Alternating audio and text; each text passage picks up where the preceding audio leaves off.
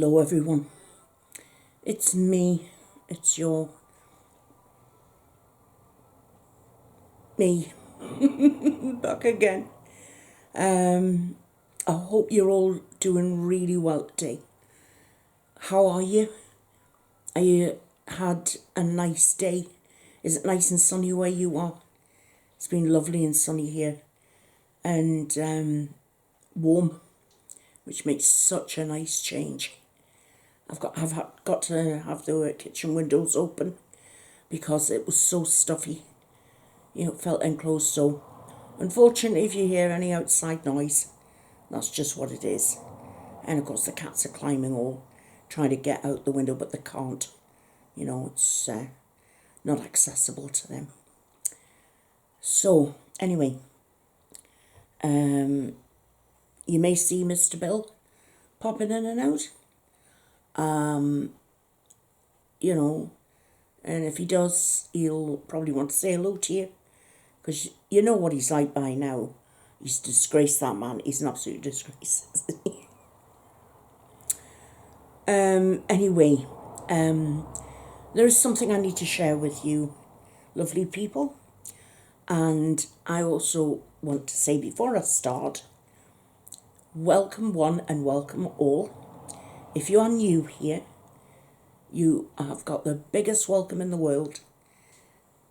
We call this channel The Haven.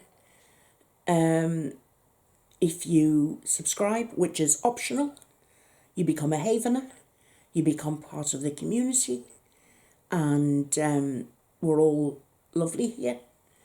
We have our own Facebook page, which is as secure as a secure thing from Planet Secure. It's a closed group, so nobody can find us, and we just ask that only Haveners join the Facebook page. It's not open to family and friends, because some of our Haveners like to talk about things in complete and utter confidence, and we all keep that confidence.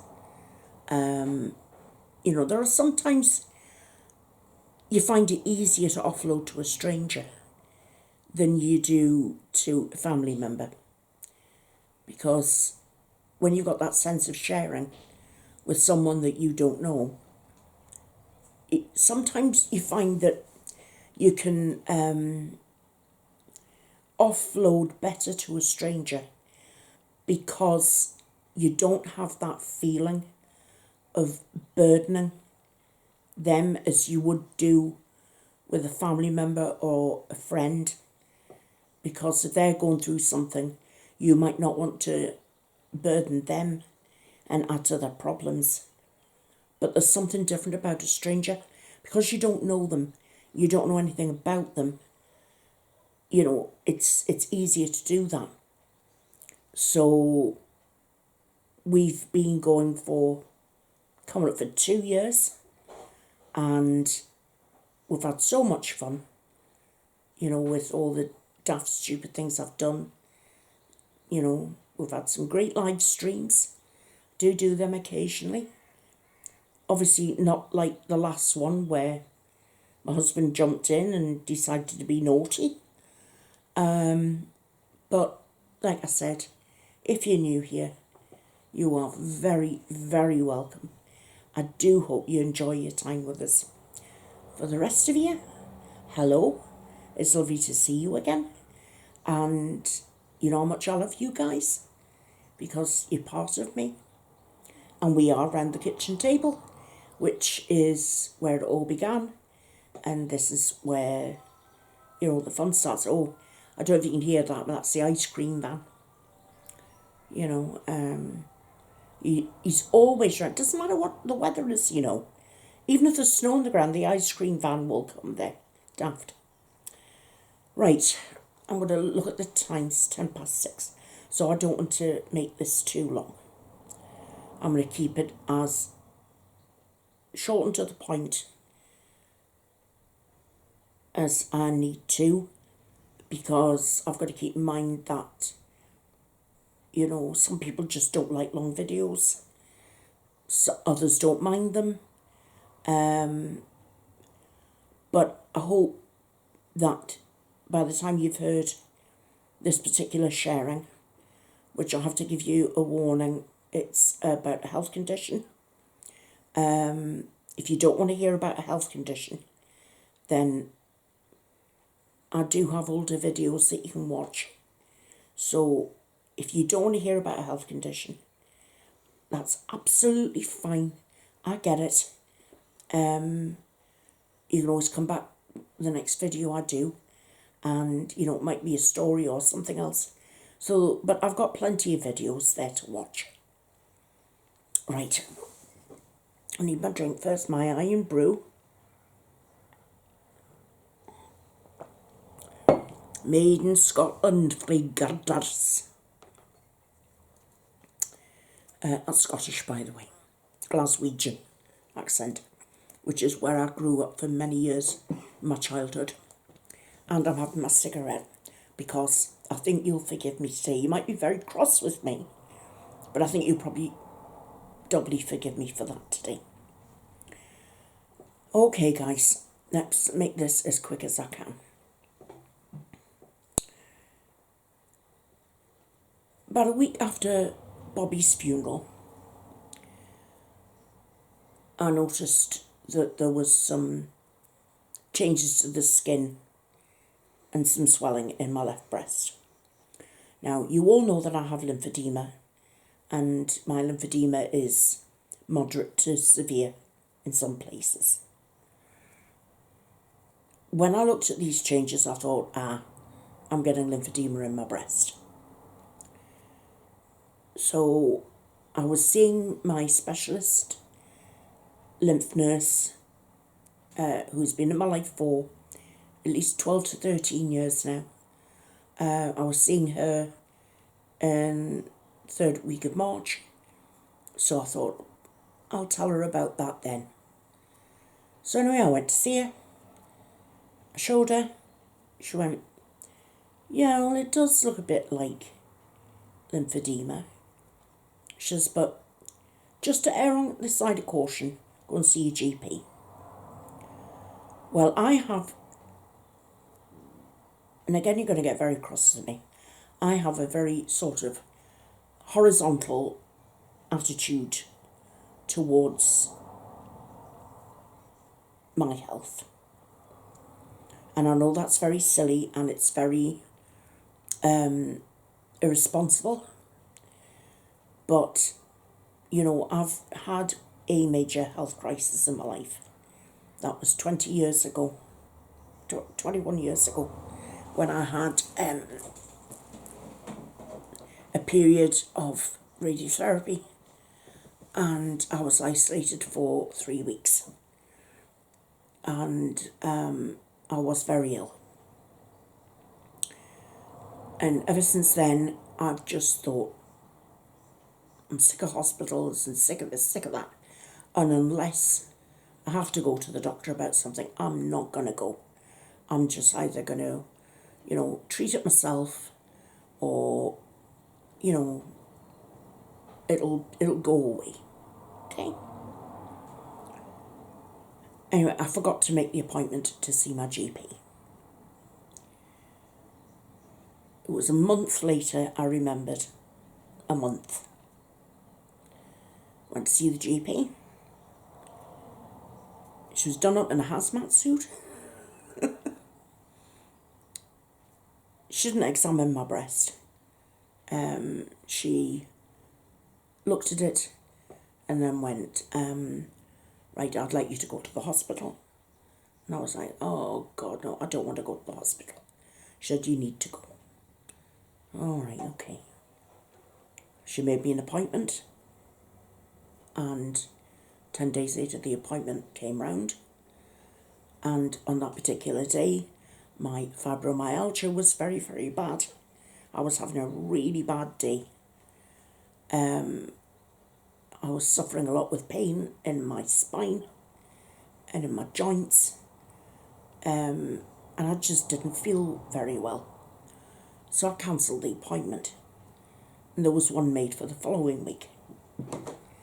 And all the time I'm saying to my family, all this fuss over some lymphedema in my breast. It's ridiculous. You know, I've got it in my tummy, I've got it in my legs, I've got it in the backs of my thighs, it's in my feet. Sometimes I get swelling in my face. One of my hands gets particularly swollen. So what? I've got a swollen breast, and it's hot, and it looks like, you know, like bashed up orange peel. So what? It's lymphedema. So anyway, I missed the next appointment. I actually was bloody minded. I got it into my head that it was just lymphedema, and I thought I'll cancel it and I'll give the appointment to somebody who really needs it. But I was told I had to take the third appointment. And I was told in no uncertain terms, you turn up or else. Yeah, well, it wasn't or else, it was just it would not look very good. And my GP would be angry with me and whatever. I kept the appointment this time. And about a week before the appointment, I'd had some bloods done. I'd also had bloods done the week before that, and then the fortnight before that, for them to tell me there was something wrong with my B12, and I didn't have any folic acid, and possibility of anemia, and because I've been so tired. So I'm now on folic acid, that's the rest of my life, so okay. And I've been backwards and forwards with that, and I wasn't giving this thing with going to hospital, I wasn't treating it seriously, and I made a mistake. I shouldn't have done that.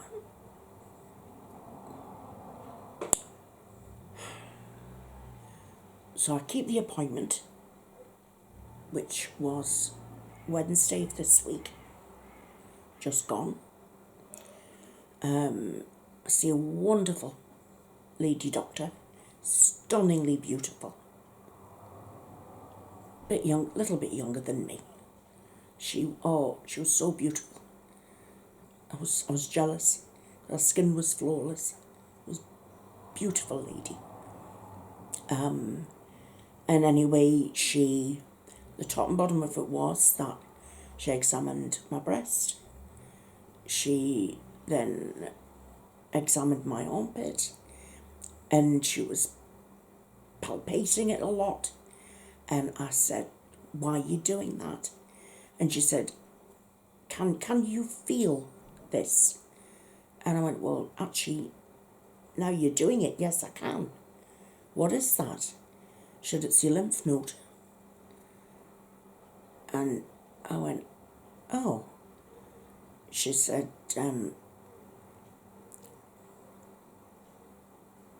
it's quite enlarged. You shouldn't be able to feel it like this. So I said, okay, fine.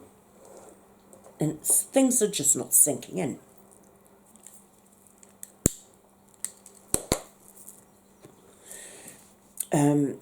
She then goes on to, she kept feeling the top of my breast, then in my arm. She kept checking my arm. And then she sat down and she said,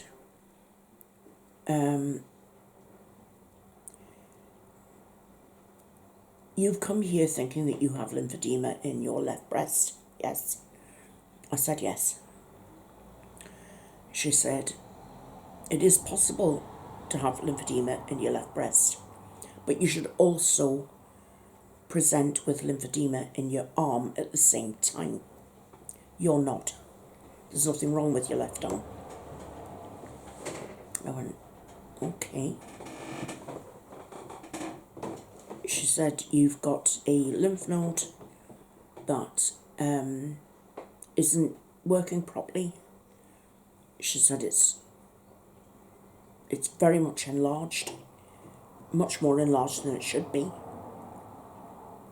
She said, you've got inflammation in your breast. It's red, it's shiny, and we're talking, I mean, I'm not trying to be funny, guys, but my girls are quite big, and the lymphedema was, the redness was a patch of about sort of yay big, okay. And then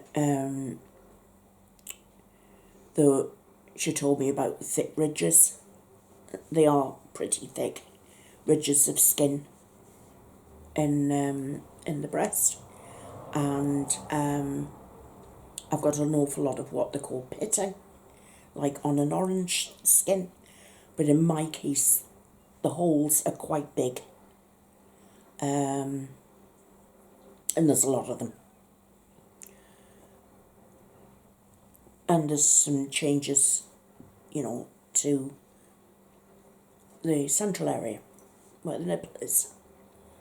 So she said, I'm going to send you off now to have a mammogram. I said, I don't want to have a mammogram. I said, it hurts. My breast is uncomfortable and painful as it is, and I don't want any more pain. And she said, you're thinking about the old days where mammograms were uncomfortable. It's not like that anymore. Things have changed. So I said, you know, okay. She said, please will you go and have the mammogram done? I said, yes, I would. So I had that done. And then it was, doctor wants you to go and have an ultrasound done of your breast and your armpit.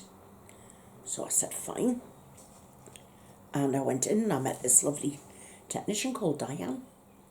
And she said, well, you're presenting with a lymphedemic breast, aren't you? And I said, yes. She said, well, it probably, I suppose, looks like that, but I'm looking at it from the mammogram. She said, but we need to ultrasound your breast and your armpit, just to make sure, you know, how much fluid you've got going in the breast and things like that. And I said, fine. So she told me that it would be uncomfortable because they'd have to give me a local anaesthetic. She says, but don't worry, we're going to give you lots of anaesthetic because we need to, you know, if we need to do a biopsy, I'll be doing that. But beforehand, she started scanning my breast, and she looked at something and went back and forward, checking this particular area. She said, I need to go and ask my colleague for a second opinion. So they had some air conditioning going on in the room, and they were whispering and looking at the screen. And I couldn't really overhear what was being said. Plus, there was a nurse in there with me, and she was talking to me, just basically about chit-chat about nothing. So I had to concentrate on what she was saying to me, and I couldn't tune in, because I'm nosy, but I couldn't tune into what these technicians were saying. So anyway, the other technician left, and then Diane said, we need to do a biopsy inside your breast. And I went, why? She said, because there's something in there that we're not sure what it is, so we need to take a sample. She said, we're also going to take a sample of your lymph node. And she said, because we need to find out why that's so enlarged. She said, so it's going to be uncomfortable at first. She says, the initial needles are quite painful. She says, we also need to make an incision in your breast and one in your armpit, but they're only very small. She says, but you'll be able to watch what we're doing on screen. So I'll be honest with you, the only part of the procedure that hurt was the initial anaesthetic. That did sting a bit, but it was over in a matter of seconds. Obviously, I didn't feel the incision being made, but I watched on screen and I saw this mass in my breast. It was only small, but I saw this mass that didn't look anything like anything else I'd seen. And she went in and grabbed a sample of that. In fact, she took a couple of samples. And then once that was done, she had to stitch it and, put a dressing on. She had to do the same in my left armpit. There was an awful lot of twisting and turning going on during all these procedures, which really did hurt my back, and it hurt my shoulders an awful lot because I've got arthritic shoulders, and it's getting harder and harder to move them around properly. So all those were over and done with. I then had to wait, and I was with my kids. I was then told I had to go back in and see this doctor. And I said, she said, "How are you? Are you all right?" And I said, well, it was a little uncomfortable at first, but I'm fine. And she said, "Well, you can't take the dressings off for 3 days. Don't get them wet. Just, you can get washed, but don't get them wet. Just leave them in place." She said, "You'll probably find you're bruised, but it'll pass." So I said, "Fine, that's great." And then she said, well, she actually leaned over to me, shook hold of my hand, and she said, "You'll not remember my name, but my name is Lorraine." And I looked at her name badge, and her name was spelled exactly the same way as my Lorraine. Right. I don't know anybody else who spells their name Lorraine with only one R. Now, here's where I want to flip.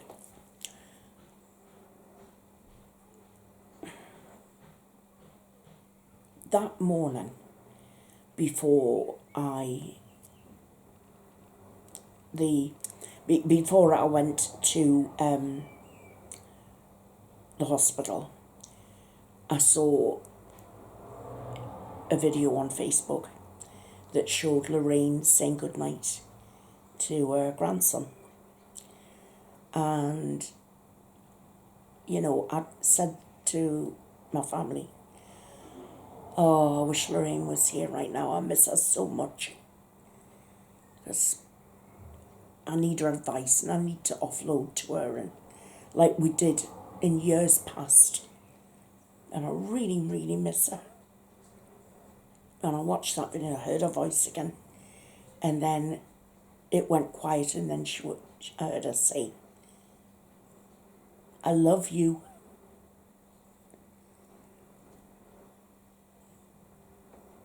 And I thought, oh, not lovely. But it was like hearing her saying it to me the way that she used to. A couple of hours later, our daughter, who had all the problems getting the glassware from, who I thought I wouldn't speak to again, sent me a message, asked me how I was. And I was absolutely taken aback. And I thought, I'm not going to say anything. I'll just say, "I'm fine, thank you, and how are you?"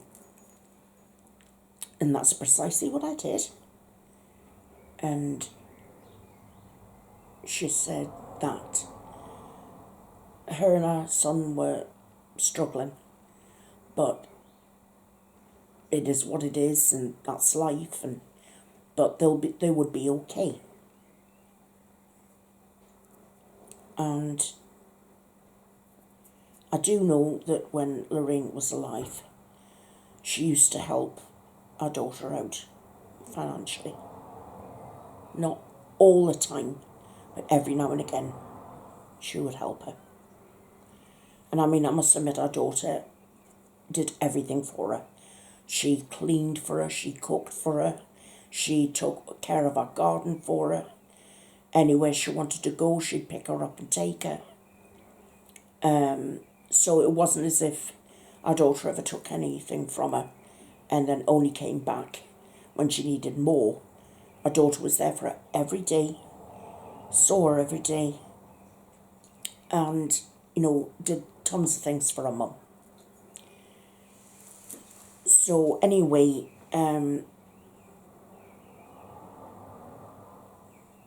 I knew that her daughter needed help. So I gave her a bit of a hand. And we were just talking and what have you. And she said, you know what? My mum always said, there's always look for the good in things. Always look for the good in things. And keep that chin up. And it was exactly what Lorraine used to say to me. And I'd never heard it out of our daughter's mouth before that morning. And I was at the hospital that afternoon. And I really felt that Lorraine was with me, because when I saw the doctor's name and it was Lorraine and it was spelled the same way, I knew that Lorraine was there with me, because what came next was very frightening. I've had the biopsies done, guys, right? I get the results on the 7th of June. But Lorraine, the doctor, held my hand and she said that, unfortunately, I present as if I have a rare breast cancer. It's called inflammatory breast cancer, where the skin becomes heavily pitted, like orange skin, but it's a lot worse. It happens, it just appears out of nowhere. It doesn't make you feel ill. It just makes your breast feel uncomfortable. You can have discharge coming from it or blood coming from it, from the nipple, but it doesn't always happen. That hasn't happened with me. But I've got a great part of my breast is inflamed. It's very hot to the touch. And 3/4 of my breast is covered in this thick, scarred, like thickly skin scars, and an awful lot of heavy pitting. That's covering my breast. She told me that it's a very aggressive cancer. And the treatment is chemotherapy, but it's a very aggressive chemotherapy. What happens after that is the breast is removed, and then it's radiotherapy of the chest wall and checkups regularly for 5 years.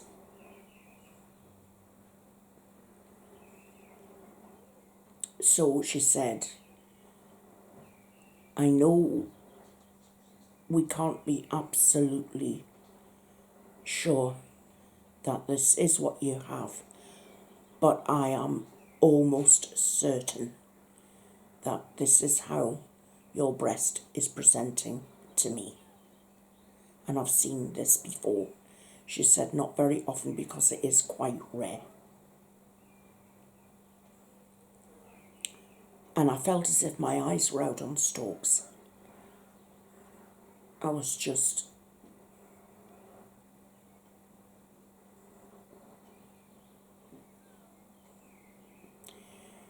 So, we know that doctors can be wrong, and we know that they can mix up diagnoses and what have you. But I've got all the symptoms. It's a cancer that apparently spreads over the breast really quickly. And it did. It literally, after the week after Bobby's funeral, my breast was absolutely fine. And then one day I went to wash it and I thought, oh God, that looks like the skin on my tummy. The thing is, when I went to re-examine my tummy when I got home that night, it's nowhere near as bad as my breast. It never gets inflamed. It's just is what it is. And if this Dr. Lorraine said inflammatory breast cancer to me once, she must have said it about 20 times in 10 minutes. And then she said, you know, I'll see you again, but the next doctor you'll see is a different consultant, a man, on the 7th of June. But I will see Dr. Lorraine again at some point. I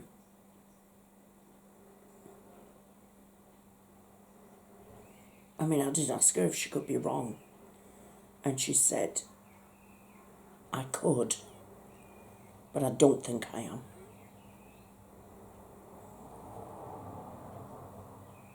And then she said, try not to worry. I know that's difficult. It's very difficult now I've given you this news. But try not to worry, you're in good hands. We're just waiting for the biopsy results. She said, you've got a lot going on.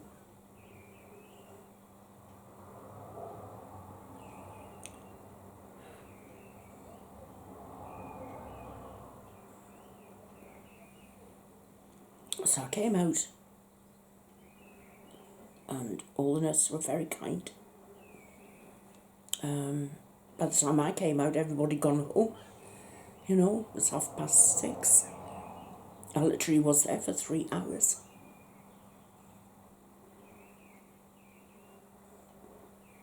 And it's hit my family very hard.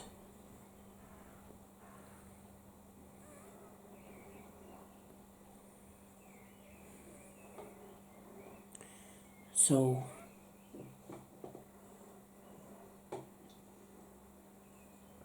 obviously, if it is that, my hair's going to fall out.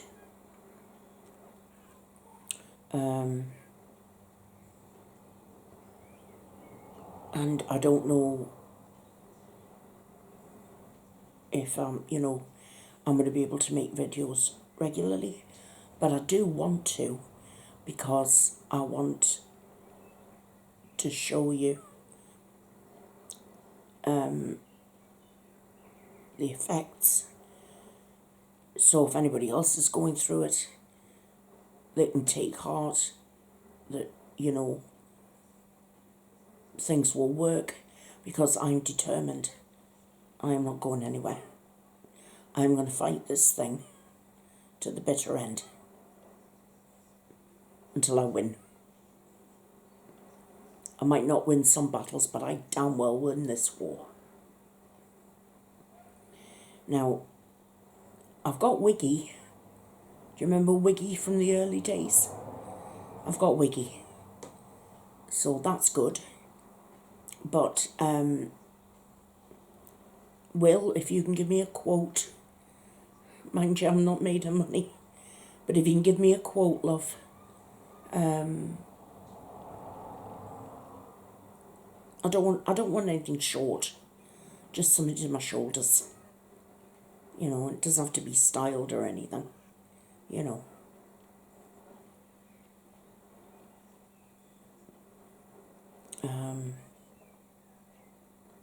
So, yeah, that's half an hour now.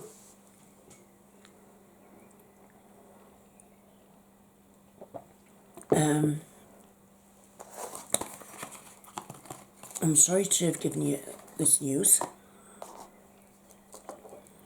And I know that a lot of the comments are going to say the doctor's got it wrong and, well, you can't really say anything until you've got these results.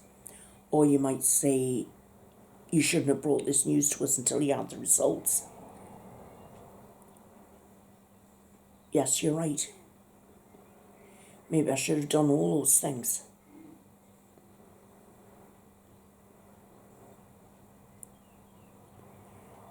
But I've got a doctor here who is, and she is the loveliest, gentlest person. She's not the least bit aggressive. She's a lovely person who is determined to get me sorted out as quickly as possible.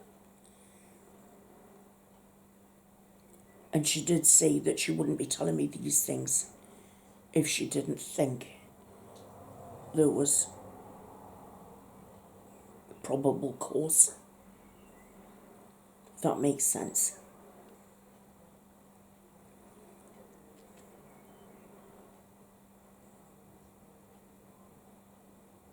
I suppose you could look at it this way in a funny way.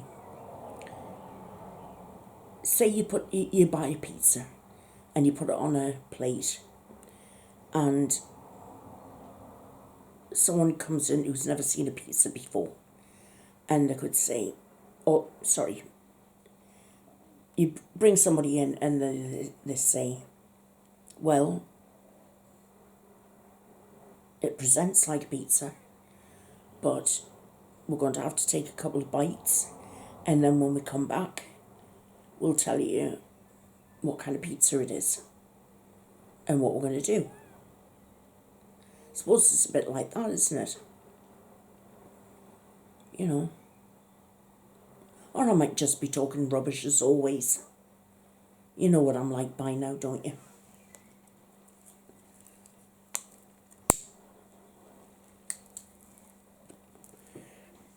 Oh,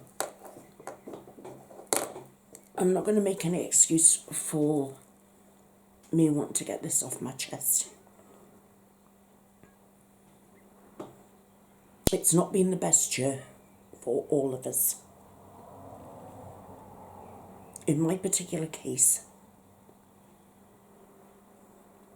I've had to have, I've lost my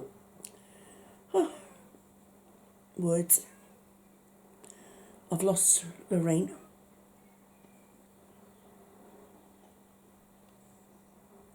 I've lost my brother Bobby. I then lost a very close friend called George. And I do miss him.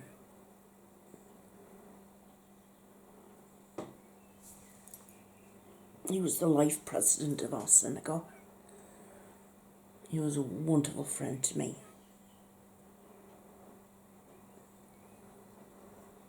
I've had to have extensive dental work done.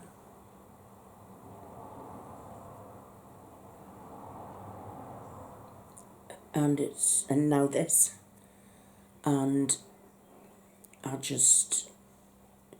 and then I got like a gnat in my ear about this thing about the B12, and I've been saying to Bill and the kids for months about me feeling extra tired and not knowing why and sleeping more often, and trust me, it's not been.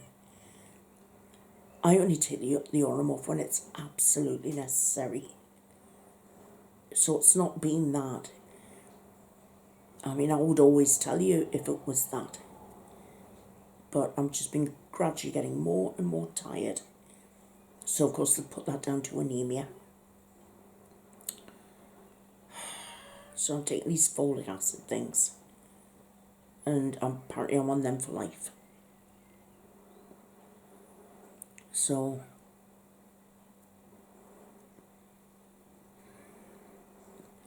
I think I'll leave it here for now, guys. My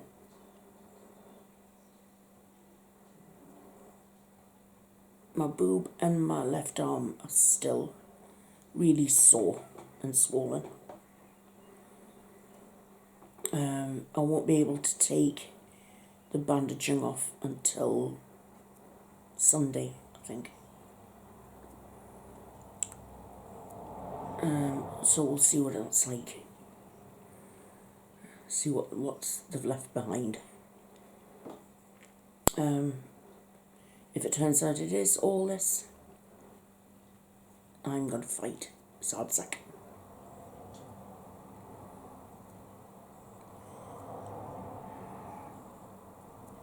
My hand's feeling a bit swollen, and the joints, my finger joints are sore.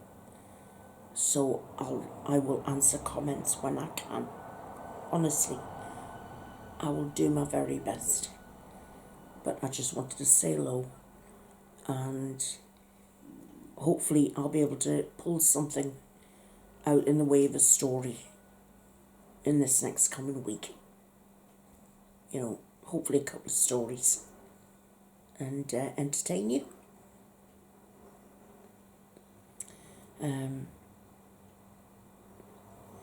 So I'm going to end here. I'm going to say love you very much, and I will see you all again very, very soon. And for those of you who believe, would you pray for me, please?